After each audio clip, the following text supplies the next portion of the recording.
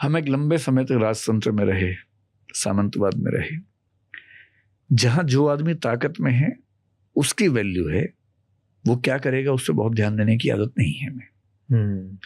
जैसे प्रिंस, एक किताब बहुत फेमस मैकियावेली की है, उसने कहा कि नैतिकता को फॉलो करने की जिम्मेदारी राजा की नहीं है, राजा जो करेगा उसे नैतिकता मानने की जिम्मेदारी समाज की है। The king or the prince is not supposed to do what is moral. The society has to believe it is moral what has been done by the prince. ये हमारे यहाँ भी वैसा ही है, हम फॉलो करते हैं। अगर भाई सामंत आदमी, जमींदार आदमी, उसने अगर एक दो मर्डर कर दिए तो क्या हो गया? एमएलए साहब हैं, एमएलसी साहब हैं, माफिया हैं, डॉन हैं, बाहुबली हैं, तो क्या हो गया? कितने लोगों का भला भी तो करते हैं।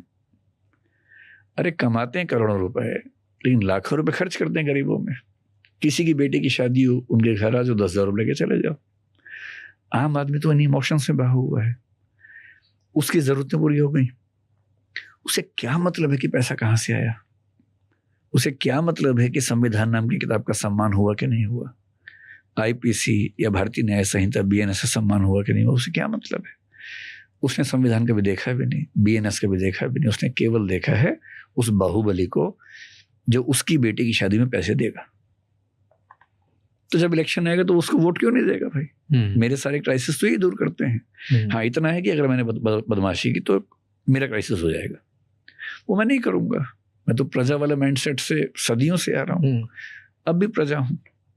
तो डेमोक्रेसी वहां पर ठीक से डेवलप नहीं होती है। इसलिए ऑनेस्टी, इंटेग्रिटी उस तरह से काम नहीं करती, क्योंकि कॉन्स्टिट्यूशनलिज्म, लीगल स्टैट्यूट्स की वैल्यू अभी उस तरह से हमने सीखी नहीं है। अभी हम ट्रेडिशनल वैल्यू सिस्टम में ही चलते हैं। प्लस